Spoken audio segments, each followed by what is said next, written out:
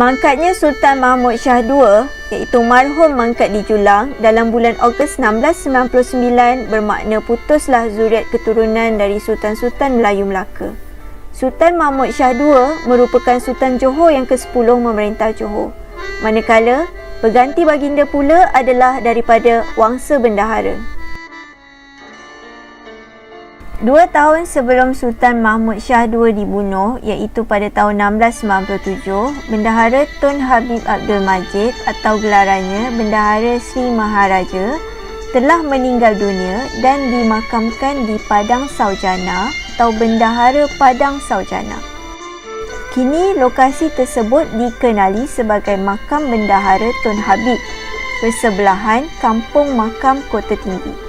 Sebagai pengganti Bendahara Sri Maharaja Tun Habib Abdul Majid, anak almarhum bernama Tun Abdul Jalil diangkat menjadi bendahara bergelar Bendahara Paduka Raja. Tun Abdul Jalil menyandang jawatan tersebut sehingga Sultan Mahmud mangkat. Pada awal September 1699, Bendahara Paduka Raja Tun Abdul Jalil dilantik menjadi Sultan Johor ke-11. Setelah mendapat sokongan daripada orang-orang besar Johor ketika itu dan bergelar Sultan Abdul Jalil Riayat Shah IV. Manakala adindanya Tun Mahmud diangkat menjadi Yang Tuan Muda dan bermula sejak dari itu, anak-anaknya tidak lagi dipanggil Tun tetapi mereka dipanggil Tengku. Lebih kurang setahun memerintah, Sultan Abdul Jalil Riayat Shah IV telah memindahkan pusat pemerintahannya ke Pancur dan membina sebuah istana yang indah di atas sebuah bukit yang dikenali sehingga kini dengan nama Bukit Tukul.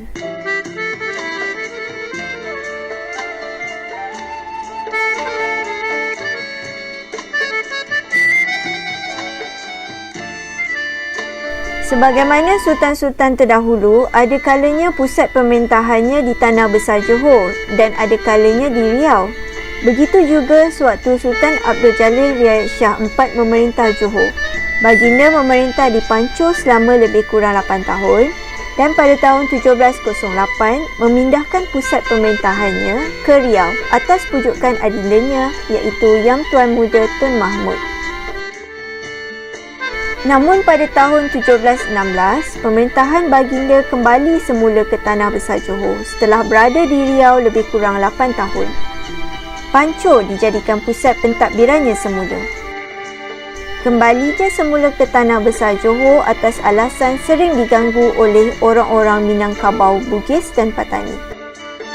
Selain dari bersemayam di Pancur, sekali-sekala baginda bersemayam di Kota Tauhid dan Johor Lama.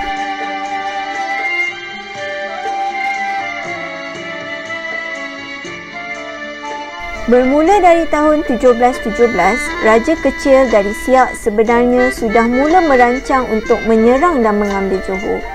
Raja Kecil mengatur strategi dengan mengumpulkan kekuatannya daripada orang-orang Minangkabau yang tinggal di Batu Bara, Bengkalis dan di tempat-tempat lain.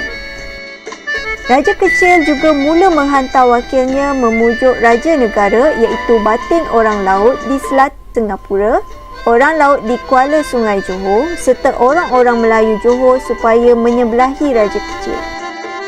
Propaganda yang digunakan pada masa itu ialah dengan menyebarkan cerita bahawa Raja Kecil sebenarnya putera Sultan Mahmud mangkat di Julang dan seharusnya Raja Kecil merampas kembali Johor. Malah sesetengah rakyat Johor pula mula merasa benci dengan pemerintahan yang ada, terutamanya sikap Yang Tuan Muda Tun Mahmud yang dikatakan zalim terhadap rakyat. Angkatan Raja Kecil meneruskan serangannya ke atas Pancur tanpa menunggu bantuan dari orang-orang Bugis yang pada masa itu sedang menyiapkan kelengkapan di Langat Selangor. Sultan Abdul Jalil dan pengikutnya berundur ke bahagian hulu Sungai Johor iaitu ke Kota Tinggi. Manakala anak-anaknya Bendahara Paduka Raja Tun Abdullah bertahan di Kota Pancur.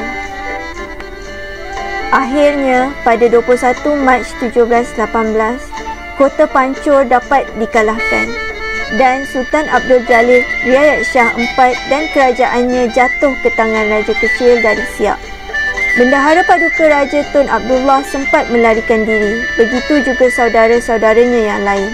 Pembesar-pembesar dan rakyat Johor ramai yang menyelamatkan diri dan ada yang ke Melaka, Pahang dan lari ke pedalaman hutan. Sultan Abdul Jalil Riayat Shah IV yang mengaku kalah tidak dibunuh oleh Raja Kecil, malah diampun dan dibenarkan tinggal di negeri Johor. Bekas Sultan dan anak-anak perempuannya iaitu Tengku Tengah, Tengku Mandak dan Tengku Kamariah serta beberapa pengikutnya masih tinggal di Bukit Seluyut. Raja Kecil pula telah berjanji untuk melantik baginda ke jawatan asal iaitu sebagai Bendahara Johor. Setelah mengalahkan Johor, Raja Kecil diangkat menjadi Sultan Johor ke-12 dengan gelaran Sultan Abdul Jalil Rahmat Shah. Namun gelaran ini kurang diguna pakai dalam sejarah. Untuk mengeratkan hubungan kekeluargaan, Raja Kecil telah meminang puteri sulung Sultan Abdul Jalil iaitu Tengku Tengah, juga dikenali sebagai Tengku Erang. Namun pertunangan itu telah diputuskan oleh Raja Kecil, bila mana Raja Kecil terpikat pula dengan puteri bongsu Sultan Abdul Jalil iaitu Tengku Kamariah. Diceritakan, ianya berpunca dari bila Sultan Abdul Jalil datang bersama puteri-puterinya ke sambutan Hari Raya di Istana Raja Kecil. Raja Kecil yang terpandang Tengku Kamariah lantas berkenan pula dengan puteri bongsu Sultan. Akhirnya Raja Kecil berkahwin dengan Tengku Kamariah dan Sultan tidak dapat berbuat apa-apa dan menerima sahaja kehendak Raja Kecil walaupun ahli keluarga Sultan yang lain tidak menyukainya. Lebih-lebih lagi Tengku Tengah dan Tengku Sulaiman. Bugis 5 bersaudara yang kurang senang dengan Raja Kecil kerana memungkiri janji semasa Raja Kecil hendak menyerang Johor, kini berbaik-baik dengan Tengku Tengah dan Tengku Sulaiman.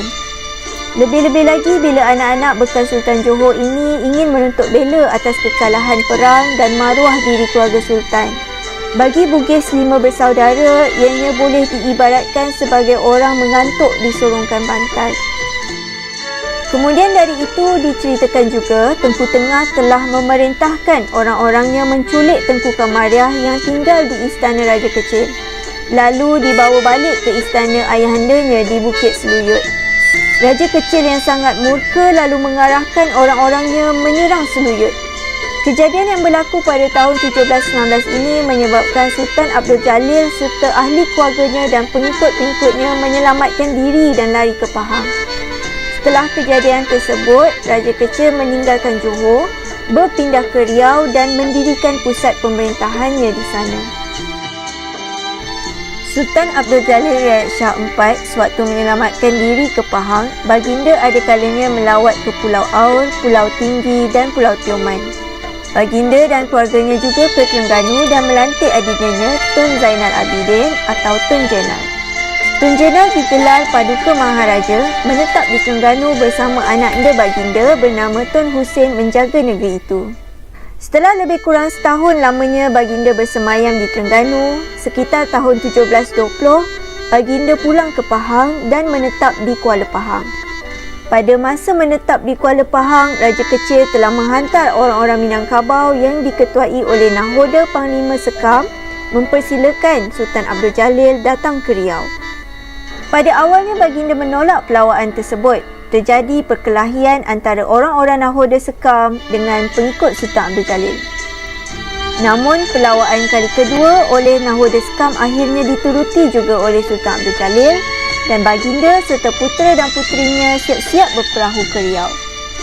Dalam persiapan untuk meneruskan pelayaran ke Riau, iaitu berhampiran dengan Sungai Miang yang terletak di selatan Kuala Sungai Pahang, sampailah seorang utusan Raja Kecil dengan membawa sepucuk surat dan disampaikan kepada Laksamana Nahoda Sekam. Antara kandungan tersebut berbunyi, "Janganlah Sultan Abdul Jalil itu dibawa ke Riau lagi. Bunuhlah sahaja. Kita tahu matinya sahaja." Dalam keadaan serba salah, Laksamana Nahoda Sekam terpaksa menurut sahaja perintah tuannya. Menurut ceritanya, sewaktu orang-orang Laksamana Nahoda Sekam naik ke perahu Sultan Abdul Jalil lalu mengamuk, baginda Sultan ketika itu masih berada di atas tikar sembahyang, sedang berwirid setelah selesai menunaikan solat subuh. Sebelum baginda dibunuh, dikatakan sempat juga baginda melawan dan membunuh beberapa orang Minangkabau suruhan Laksamana Nahoda Sekam sebelum mangkat. Anak anda baginda yang bernama Tun Abdul Hamid Tun Narawangsa turut terbunuh dalam perkelahian tersebut. Manakala anak-anak almarhum iaitu Tun Abbas, Tun Sulaiman, Tengku Tengah, Tengku Mandak dan Tengku Kamariah dibawa ke Riau oleh Laksamana Nahoda Skam dan diserahkan kepada Raja Kecil. Jenazah almarhum Sultan Abdul Jalil Shah IV dikebumikan di Teluk Kandang dan kini dikenali sebagai Makam Diraja Kampung Marhum. Menurut sejarah Pahang susunan Dr. W. Lineham, jenazah almarhum Sultan Abdul Jalil Shah IV dikebumikan di Tanjung Brunei, maka kesemua tempat itu seperti Tanjung Brunei, Teluk Kandang, Pasir Mas Urai dan Tanjung Tahi dipanggil dengan satu nama iaitu Kampung Marhum. Raja kecil yang bergelar Sultan Abdul Jalil Rahmat Shah hanya sempat memerintah negeri Johor selama lebih kurang 4 tahun 9 bulan. Pemerintahan Johor selepas itu diambil alih oleh Raja Sulaiman, anak anda almarhum Sultan Abdul Jalil Shah IV, setelah dapat mengalahkan Raja Kecil dengan dibantu oleh Bugis 5 bersaudara. Raja Sulaiman yang menjadi Raja Johor ke-13 dengan gelaran Sultan Sulaiman Badrul Alam Shah. Lebih kurang dalam tahun 1746, Tengku Kamariah Raja Perempuan Siak telah mangkat di Siak. Raja Kecil diceritakan semakin terganggu fikirannya. Malah dikatakan juga Raja Kecil sering bertunggu kubur isterinya. Tidak lama selepas isterinya mangkat dalam tahun 1746 itu juga Raja Kecil mangkat di Siak.